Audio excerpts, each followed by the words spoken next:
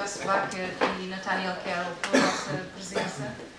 Em particular, o Nathaniel vem de bastante longe, vem de Washington, de propósito para este evento, e irá, portanto, falar-nos da experiência da organização que vem representar. E eu começaria, em primeiro lugar, então, pela Europa, depois viajamos para os Estados Unidos. Começaria pela Europa, pelo Joost Bakker, que é gestor de projeto na Global Nature Fund, portanto, uma fundação alemã, e é exatamente trabalha para este projeto LIFE, campanha Europeia Business and Biodiversity, e que, portanto, inclusive tem estado também ligado ao desenvolvimento do cheque, do Biodiversity cheque e não só.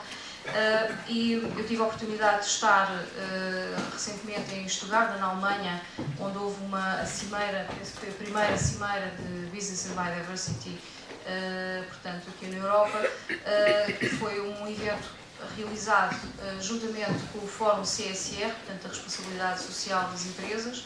Estiveram, de facto, muitas empresas, não só alemãs, mas de outros países, e, portanto, ele vai-nos falar um pouco desta questão da importância dos serviços dos ecossistemas e da biodiversidade para as empresas e, no fundo, o que é que se concluiu ou o que é que se debateu nesta cimeira que foi, portanto, do dia 16 ao dia 18 em Stuttgart, portanto, em abril, portanto, muito recente.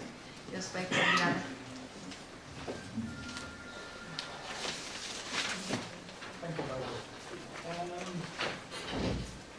As Barbara explained, last week we had European Biodiversity Summit, which is a large output of the European Business and Biodiversity Campaign. And as you can imagine, during these 2 days, we had many topics to discuss. And I want to focus on only a few of them.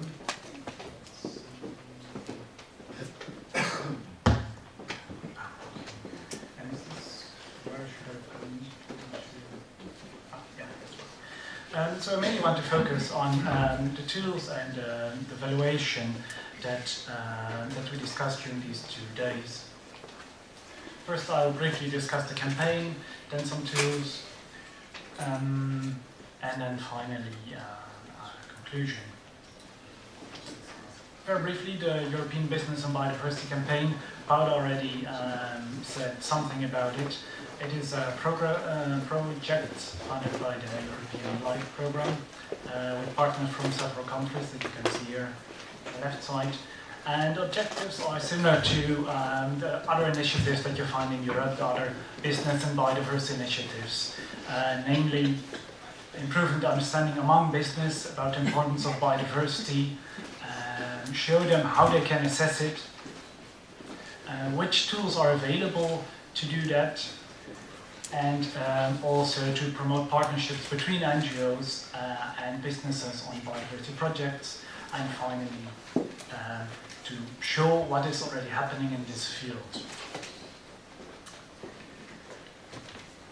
Before I want to start, I briefly want to draw your attention to biodiversity and ecosystem services. I know this is probably known to all of you, but I want to point out the complexity of biodiversity and ecosystem services, namely that biodiversity has these 3 components, these 3 levels, and the variability among living organisms, so inside species, between species, and the ecosystem, and between ecosystems. So you have these 3 components there. Then you have the ecosystem services, the things that we use and that the companies use. And you have several groups, the 3 most important ones being the provisioning services, which are mainly goods, the services, regulating services, and the cultural services. And these services, we consume them, or companies consume them often at other places than where they are produced. For example, if you use fresh water, you often use it at another point than where it is produced. So ecosystem services, the different places where they consume, produced, and biodiversity altogether makes it a very complex field to work in and field to measure. And that you can also see in this graph over here. At the far left you see all the ecosystem services that exist. just before I continue, I will mainly focus on ecosystem services here, as those are the things that companies use. It makes it more easy for companies to understand the concept of ecosystem services. But of course, biodiversity is underlying these ecosystem services. Without biodiversity, you won't have any ecosystem services. And of all the things that are happening in nature, of all the ecosystem services, we can only describe a small part, which are the qualitative assessment that you see a bit further right. And of all the things that we can describe, an even smaller part we can really measure. That we can say, okay, so many hectoliters of water are produced here or are filtered here. And of everything that we can measure, an even smaller part we can really value, we can give a monetary value to. And more about that later on. These different tools, there are many of them to perform these different kinds of assessments, and I listed them over here. You can group them in 4 groups. Mainly the questionnaires, that's not really the right word, it's more like a checklist. For example, the biodiversity check that Paolo also explained. You have the risk-based methods that look at the risks that are caused by the use and the impacts on biodiversity and ecosystem services. You have the GIS-based methods. So there you are producing a spatial presentation of the ecosystem services and the biodiversity you use, and from that on you work with that data. And there are also several guides available. And I want to point your attention to the first one, which is the World Business Council on Sustainable Development, the WBCSD Corporate Ecosystem Valuation Guide.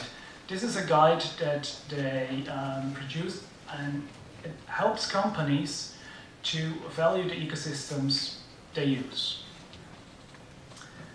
In that guide, they also had 15 case studies of companies that tested the guide. So, valuation, what is it about? In nature, there are many things of ecosystem services. There are many ecosystem services that companies use without that they're paying for. For example, if you have a brewery, it is using water from a well. And if it pumps the water directly from the well, it's not paying for that. But it still has a value for the company. It doesn't have a price, but it has a value. So ecosystem valuation is about valuing these ecosystem services that are freely available, but that we don't pay for, or the companies do not pay for. So what is the purpose of this valuation? It can be used as an internal decision-making tool. For example, I want to have the smallest impact on biodiversity and ecosystem services. For that you can use valuation. You can value different impacts you have, and then if you impact the different planned scenarios, you can choose the scenario that has the smallest impact. Or you can choose the scenario that creates the biggest value. Because sometimes companies are not only using things, they can also create value. For example, they can create certain landscapes that are attractive for tourists. So in that case, they can also seek to maximize value for certain operations. It can also be used to evaluate the overall company, to give an idea what the impact of the company is on biodiversity and ecosystem services. Valuation of biodiversity and ecosystem services is not very new. It has been done for the past 20 or 30 years. But what is new is that businesses are now becoming interested in it. And because of that, because it's relatively new, there are not that many examples of it. Which makes it a bit harder to really say, well, it's going this direction or that direction. But there are two interesting cases that I want to discuss here. The first one being this guide for a corporate ecosystem valuation that I mentioned earlier, and the case studies that were done for that guide, and the example of Puma. Puma, which is a producer of sports articles, they have done an environmental profit and loss account. They've made that. So they looked at what their impact was on the environment, what they used from the environment, and how much value they took out of it, so the loss, and how much value they put into it, so the profit, which is a bit like a normal balance sheet, but then for the environment. in this valuation guide from the World Business Council for Sustainable Development, the companies really, they used the guide, and often they had they really looked at the value of ecosystem services by asking people, by doing new research. Puma, on the other hand, they used studies that are already available, and they adapted it to their situations to come up with the value of their impacts. And they didn't look at the whole company, or they didn't look at all the environmental impacts, because there are a lot, of course, but they only looked at a few of them, namely water, greenhouse gas emissions, land use, air pollution, and waste. So for every one of these ecosystem services or their impacts on nature, they looked at the value that they created or that they used. So they looked at the water, but that didn't just take the price of the water where they used it, they adjusted it to the local situation. Because if there is less water, then of course the price is a bit higher. The value is higher even though the price is lower. The greenhouse gas emissions, they looked at the social cost of carbon, so they did not only include the market price that you see on the carbon market, but they also included other factors. Land use, they looked at the land consumption, not only for their offices and their buildings and their factories, but also the land that is used for the production of leather, for example, for the shoes, or the production of cotton for the clothes. They looked at air pollution, the 6 are listed over there, and they looked at waste. Here you can also see how they can create value, for example, by recycling the waste. It is a very interesting development, this, and you see that also more companies are now becoming interested in that. But it's still in an early stage, and there are still some difficulties with ecosystem valuation in a corporate context. For example, we had a look at 5 of the 15 case studies that were presented in the ecosystem guide, the ones that had publicly available documents. And these 5 studies, they had a large range of estimates that they used for the same impacts. For example, you see here 2 values for CO2, but also the discount rate. Discount rate is the things that you use at the moment that are more worth than the things that you use in the future. For example, also with money and inflation. And the same goes for many other types of capital, of products.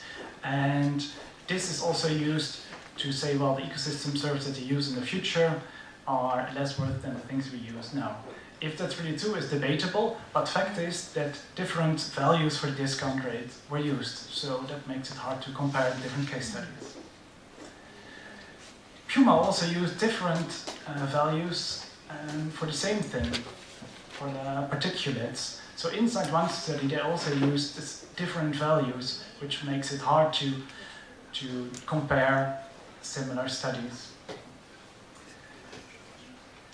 Most of these cases used the benefit transfer method. That means that somebody sometime did a study into the valuation of a certain ecosystem.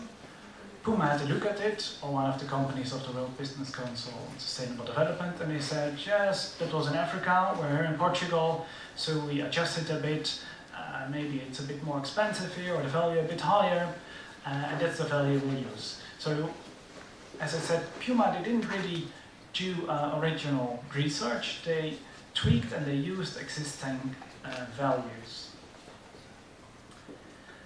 If this is really possible, that remains debatable. Some studies say, well, it's not really possible, but of course, if you have to value all your impacts and all your dependencies on biodiversity and ecosystem services, it takes a lot of time and a lot of resources, and this benefit transfer method is one of the methods that's easiest to use.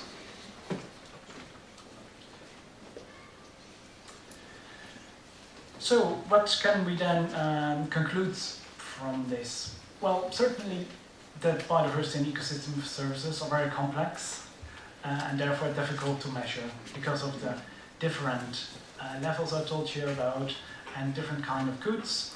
And then if you try to measure that or value that, you miss some of the ecosystem services, some aspects of the biodiversity, and altogether, yeah, it's very difficult for companies and also for scientists to measure that and to assess it.